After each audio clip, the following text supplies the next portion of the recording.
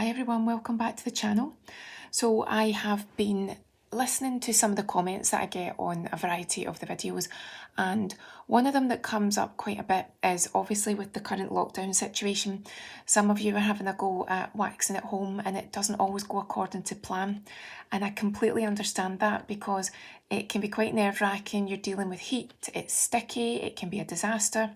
So these are some of my tips for dealing with hair removal during lockdown when you are used to having your hair removed in the salon, either hot or warm wax. So I'm going to talk you through just some of my hacks. They might not work for everyone and some people might have different styles, but these are my most common hacks that I would suggest that you have a think about if it's really getting you down. So one step at a time. If it's your face, so sometimes people need to get any variety of facial waxing, not talking about eyebrows because bleaching your eyebrows is a whole different area and you can really muck that up. But if you were receiving any treatments for your face, you can check with the salon or the provider if you need to.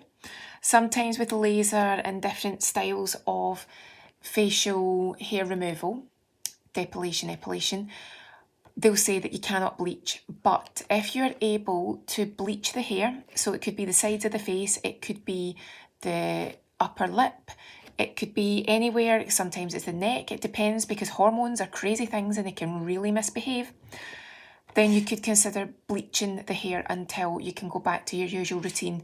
So what it means is you're not plucking it, you're not tweezing it, you're not removing it with waxes or any sort of creams. You're just bleaching it so that it's less visible until you can get back to that salon. What I would suggest is, if that's possible, if you need to speak to someone, do. But bleaching is very easy. You follow the instructions, you do your patch test. I don't believe this is a sensitive, but I'd always recommend going for sensitive if possible, just so that you know that you're getting the most gentle formula.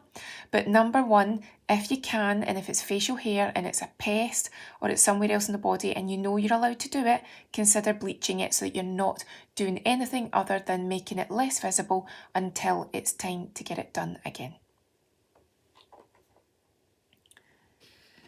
Similar idea. Personally, I wouldn't suggest hair removal cream on the face because it can cause more problems than it's worth. It doesn't last very long, but if you are used to being waxed and you cannot get waxed at the moment and you do not want to wax yourself, consider using a sensitive hair removal cream. I'd say sensitive again because they can sometimes cause reactions in the skin, and sensitive will still give you a result but will be a gentler formula. Now, with hair removal cream, it's one of the methods that works with waxing because it doesn't cut the hair, it doesn't blunt the hair, it doesn't make it more painful, and it doesn't come in bristly, because what you're essentially doing is you're melting the hair. The other good thing with a hair remover is because it's technically melting the hair, it's also exfoliating the top layer of dead skin, so you get a very nice, smooth result. It lasts about a week, but when I say about a week, what I mean is by that 7 days, it's coming in again. You maybe get about 2 or 3 days of hair removal, and then it starts to break through. But I would suggest if you don't want to shave, and shaving can be very irritating if you're already in the cycle of waxing, then consider a hair removal cream. If you don't want to shave, but you don't want to do any of those previous things and you don't want to wax yourself, consider an epilator. Epilator is basically lots of little tweezers all going round in a circle and they're pulling out the hairs. Now, some epilators have a cooling system in them. Some people don't find epilating painful to begin with. This says 40 tweezer technology, so I can guess, sorry, I bashed the table, I did that in another video, sorry. 40 tweezer technology, so my guess is 40 tweezers, 40 little tweezers going round and round. For some people, they don't even feel the pain. For others, they're like, oh, no. I would say try your legs. It can be quite sensitising on the bikini or the underarm. I don't know if I'd consider it there. But epilating could get you through because it will be a longer lasting result than shaving, arguably than hair removal cream, but it can be irritating and some people don't like it because, again, you've got the issue sometimes of your ingrown hairs, of your irritation. But if you really don't want to shave and you want to go back to your waxing soon, try an epilator. Okay, then we've got hot wax. Proceed with care, but if you want to get yourself a little hot wax kit, then that can be very effective because hot wax can be easier to use than warm wax if you know what you're doing. Now this one was from Amazon. I have reused it, so what was originally in it was actually this wax and this after wax lotion, but because I've got hot wax in the house, let's see if I've got this the right way around, you can just refill it. So I've refilled it with coconut hot wax, which means it's got a nice coconut smell. But what you do is you heat it up. Obviously if you've got the professional heater you're sorted, but you can heat this up on your hob at a very low heat and it will melt, and you can use it with your spatulas.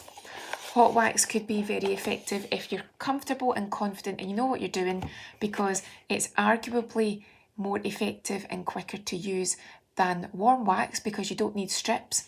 It actually adheres, and I say solidifies, it's not going to get stuck on your face, but it adheres and cools and sticks to the hairs, and then you just actually take the edge of the strip and you whip it away. So if you're confident, go and find a YouTube video that can talk you through it. If you're confident because you know how you're doing it yourself, or you've watched your therapist do it, then that could be another way to do it. But again, this one's for face, brow and bikini. I think if you're very confident, do the bikini. If you're not at all confident, do not go near that area. It is not worth the pain. And then finally, if it's just a case of seeing you through, then just get yourself some suitable scissors for cutting the hairs down to the root. So like these are quite sharp professional tweezers. So what you would do with these, again, this is if you really don't want to take hairs out or you're in the middle of being lasered and you can't pull hairs out at the root. This is my little travel kit that's got threading in it. It's got lots of different tweezers. It's got lots of brushes and scissors. So what you could do if you know that you don't want to tweeze, you don't want to use any shaving, but you're maybe in the process of getting anything done, again I was saying like laser, something like that, then you can very carefully with surgical scissors take the hair down to the base where it meets the skin, where it's coming out of the skin. It's obviously going to feel a little bit jaggedy, but no one will see it though, you'll just feel it. So you can do that. What you can also possibly do if you want to tidy up your eyebrows is use the brush upwards, follow a video, don't just do it without thinking about it. Brush upwards, and then anything that's extremely long, if you get very long eyebrows, you can very carefully cut and trim above. But again, don't just do it by thinking, oh, I know what I'll do, I'll just cut my eyebrows. Watch a demo. But again, you can also get decent tweezers. Automatics are good for taking away bulk of hair. So you will, if you don't know what you're doing with automatics, you'll aim for a hair, you use the automatic tweezer and you'll take the wrong hair. So you could very quickly have very baldy eyebrows. So only use automatics if you know what you're doing, or use an automatic if it's maybe on a different part. Maybe you've got a random hair that really bugs you, and it can be sometimes on the neck, on the chest, on the arms, wherever. So use them with caution. But you can also use an angled tweezer. So again, you can comfortably use your angled tweezers, again, on the eyebrows, on the face, wherever you feel that you need to. And then again, with caution, use a pointed tweezer. So I know I have a pointed tweezer in here. It is hiding. There we go.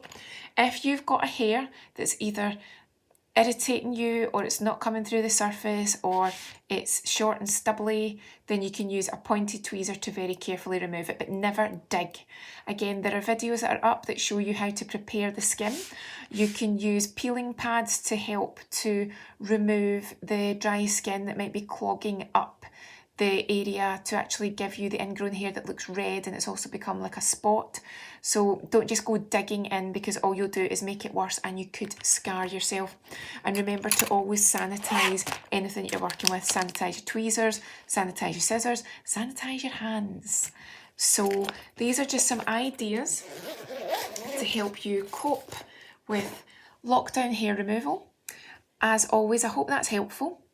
Let me know if you've got any suggestions. If you've got any issues that you think I might be able to help with, also let me know. And as always, I will see you again soon.